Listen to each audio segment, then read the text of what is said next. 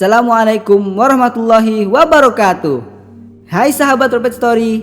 Kali ini kami akan bercerita tentang penciptaan dan penurunan Nabi Adam alaihissalam.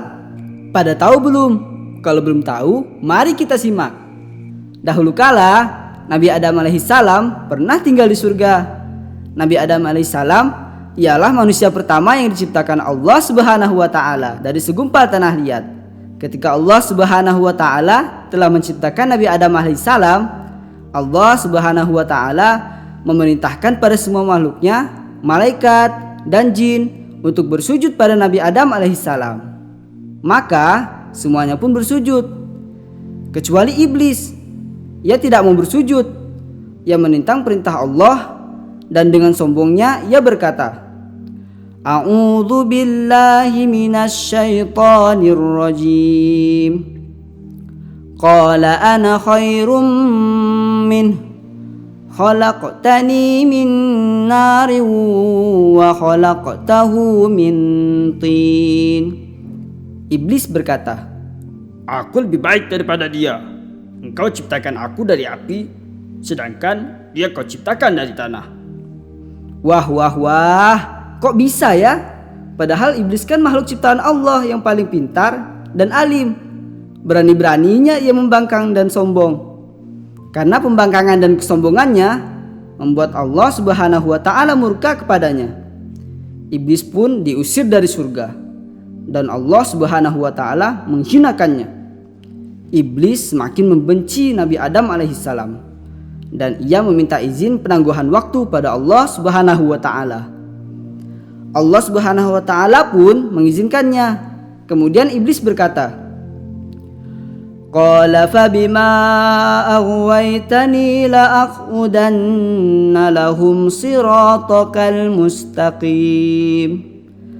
Thumma la'atiyannahum min bayni aydihim wa min khalfihim wa an aymanihim ومن خلفهم وعن أيمانهم وعن شمائلهم ولا تجد أكثرهم شاكرين. Iblis berkata, karena engkau telah menyesatkan aku, pasti aku akan selalu menghalangi mereka dari jalanmu yang lurus. Kemudian pasti aku akan mendatangi mereka dari depan, dari belakang, dan dari kanan dan kiri mereka. Dan engkau tidak akan mendapati kebanyakan mereka bersyukur. Wah, kejam sekali ya iblis. Setelah itu Nabi Adam alaihissalam tinggal dengan penuh kebahagiaan di dalam surga. Allah Subhanahu wa taala mengajarinya nama-nama benda yang ada di surga. Kemudian Nabi Adam alaihissalam ajarkan semuanya kepada para malaikat. Malaikat pun sangat menghormati Nabi Adam alaihissalam. Suatu ketika Nabi Adam alaihissalam merasa kesepian, bosan, dan jenuh, sehingga Allah Subhanahu wa taala menciptakan Sayyidatuna Hawa sebagai pasangan hidup Nabi Adam alaihissalam. Siti Hawa diciptakan oleh Allah dari tulang rusuk Nabi Adam alaihissalam. Dan mereka berdua bebas ingin menikmati makanan apa saja yang ada di surga. Wah, pasti enak banget ya. Makanan surga kan enak banget. Akan tetapi ada satu yang tidak boleh. Namanya pohon huldi. Ada apa sih dengan pohon huldi? Kok Nabi Adam dan Siti Hawa gak boleh makan dari pohon itu?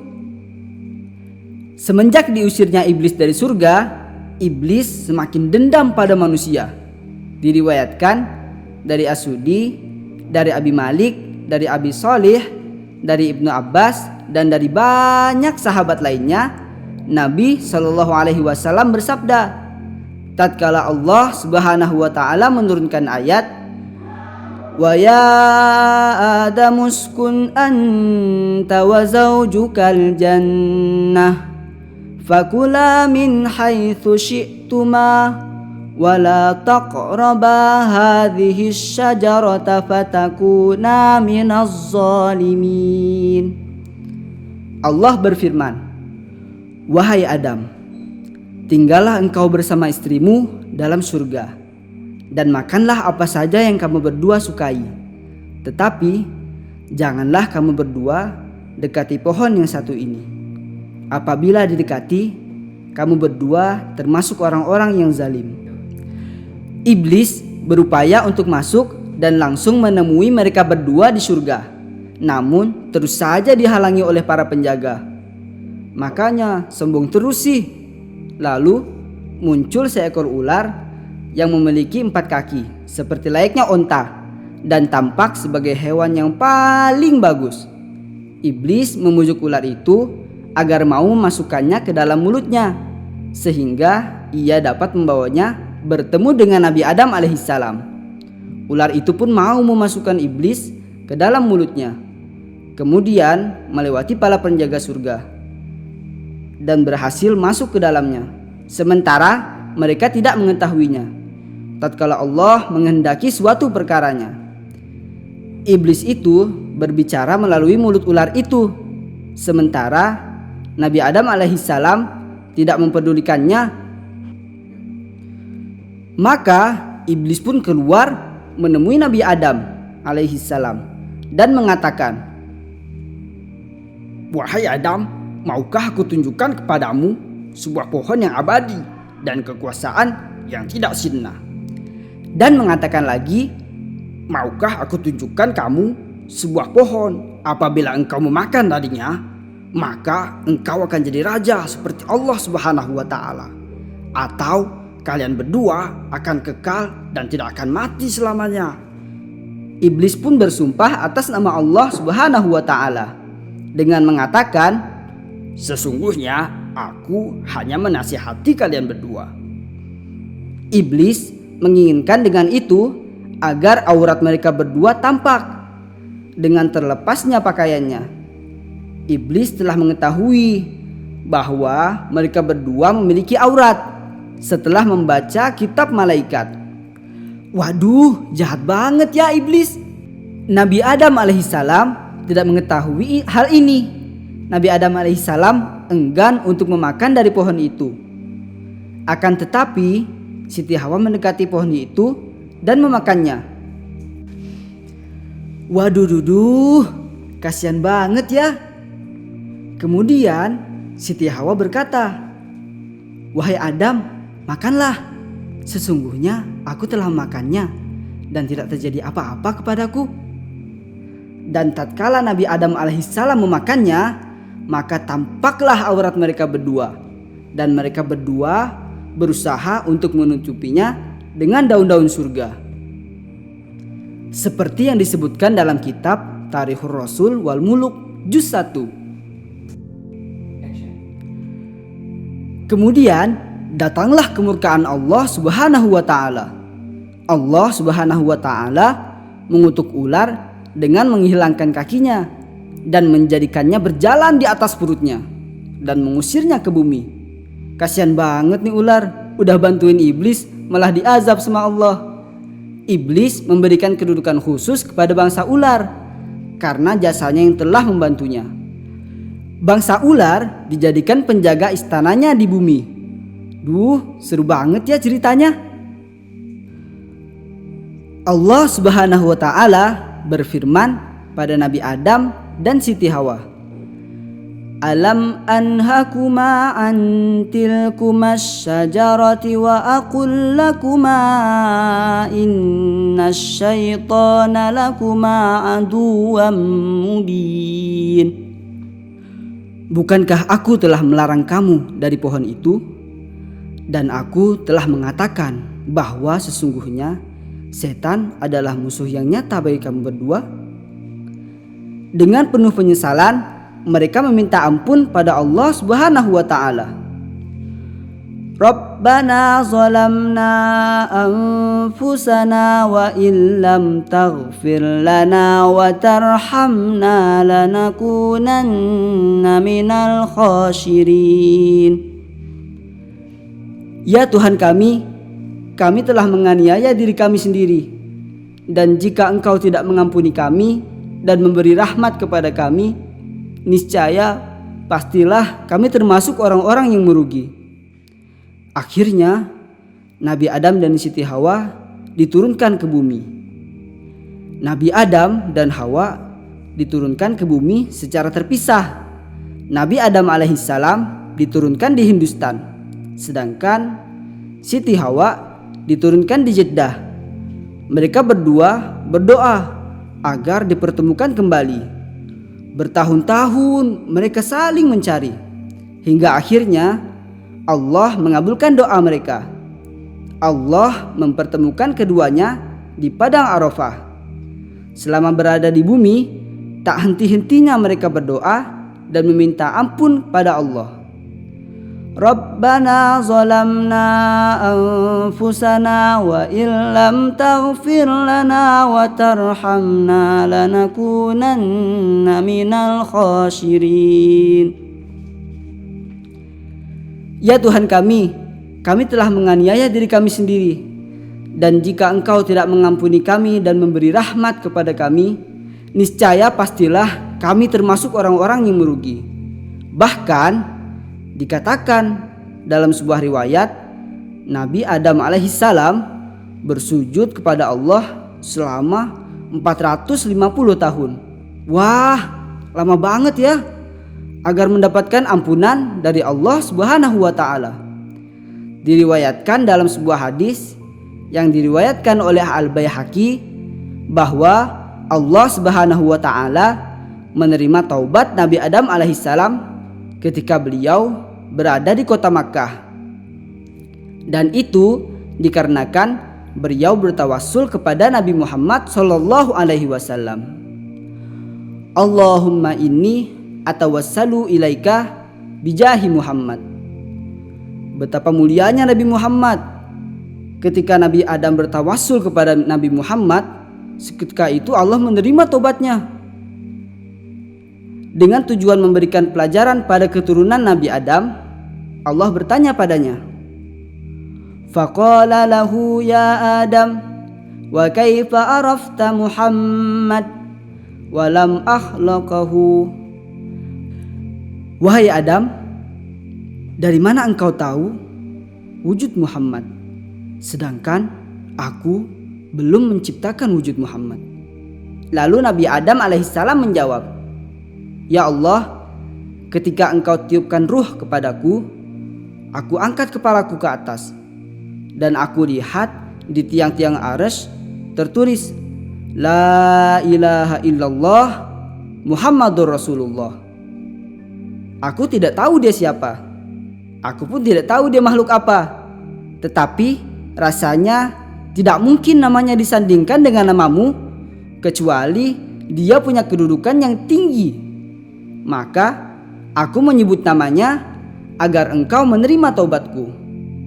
Lalu Allah mengampuni dosa Nabi Adam alaihissalam. Dari cerita Nabi Adam alaihissalam, kita mendapatkan banyak pelajaran. Seperti 1. Semua perintah Allah Subhanahu wa taala wajib kita lakukan, dan apa yang dilarang wajib kita tinggalkan. Kedua, sifat sombong dan hasud ialah sifat yang sangat tercela, dan Allah sangat membenci sifat ini. Jadi jangan pernah hasud ya sahabat Prophet Story. Ketiga, iblis dan setan merupakan musuh yang nyata bagi umat manusia. Jangan mau bekerja sama dengan iblis. Keempat, setiap perbuatan ada konsekuensinya. Kelima, menyadari bahwa wanita merupakan salah satu godaan untuk pria. Keenam, bertobatlah setelah melakukan dosa. Ketujuh, jangan pernah berputus asa dari ampunan Allah Subhanahu wa ta'ala. Teruslah bertobat ya, Allah kan Maha Pengampun. Kedelapan, hendaknya bertawasul pada Nabi Muhammad SAW dalam berdoa. Supaya sahabat Prophet Story nggak bingung, kisah ini diambil dari ayat Al-Quran surah Al-A'raf ayat 19 sampai 25. A'udzu billahi minasyaitonir rajim. Bismillahirrahmanirrahim. Wa ya Adam uskun anta wa zawjukal jannata fakula min haitsu syi'tuma wa la taqraba hadhihi syajarata fatakuna minaz zalimin. Ayat 19. Dan Allah berfirman, wahai Adam, tinggallah engkau bersama istrimu dalam surga, dan makanlah apa saja yang kamu berdua sukai. Tetapi janganlah kamu berdua dekati pohon yang satu ini. Apabila didekati, kamu berdua termasuk orang-orang yang zalim. Fawaswasa lahumas syaitanu liyubdiya lahuma ma wariya anhuma min sawatihima wa qala ma nahakuma rabbukuma an hadhihi syajarah illa an takuna malakaini aw takuna minal khalidin. Ayat 20. Kemudian setan membisikkan pikiran jahat kepada mereka agar menampakkan aurat mereka yang selama ini tertutup. Dan setan berkata, Tuhanmu hanya melarang kamu berdua mendekati pohon ini agar kamu berdua tidak menjadi malaikat atau menjadi orang yang kekal di dalam surga.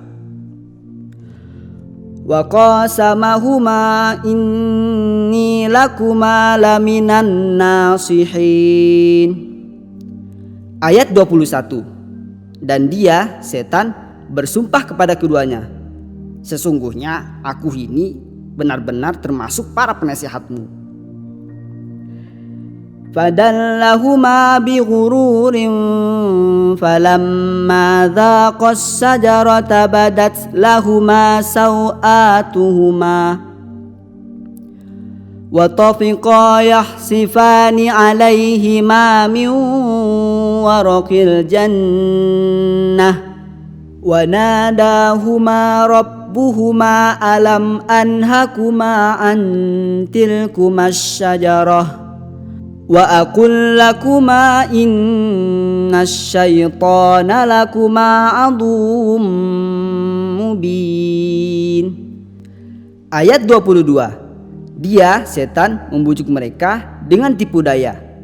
Ketika mereka mencicipi buah pohon itu, tampaklah oleh mereka auratnya. Maka mulailah mereka menutupinya dengan daun-daun surga. Tuhan menyuruh pada mereka, bukankah aku telah melarang kamu dari pohon itu? Dan aku telah mengatakan bahwa sesungguhnya setan adalah musuh yang nyata bagi kamu berdua. Qala rabbana zalamna anfusana wa illam taghfir lana wa tarhamna lanakunanna minal khasirin. Ayat 23. Keduanya berkata, ya Tuhan kami telah menzalimi diri kami sendiri. Jika Engkau tidak mengampuni kami dan memberi rahmat kepada kami, niscaya kami termasuk orang-orang yang rugi. Qala bitu ba'dukum li ba'din adu walakum fil ardi mustaqarru wa mata'un ilahin. Ayat 24. Allah Subhanahu wa ta'ala berfirman, turunlah kamu akan saling bermusuhan satu sama lain. Bumi adalah tempat kediaman dan kesenanganmu sampai waktu yang telah ditentukan. Qala fiha tahyawna wa fiha tamutuna wa minha tukhrajun. Ayat 25. Allah Subhanahu wa taala berfirman, di sana kamu hidup, di sana kamu mati, dan dari sana pula kamu akan dibangkitkan. Itulah kisah penciptaan dan penurunan Nabi Adam alaihissalam. Semoga bermanfaat. Sampai jumpa di episode selanjutnya. Bye. Wassalamualaikum warahmatullahi wabarakatuh.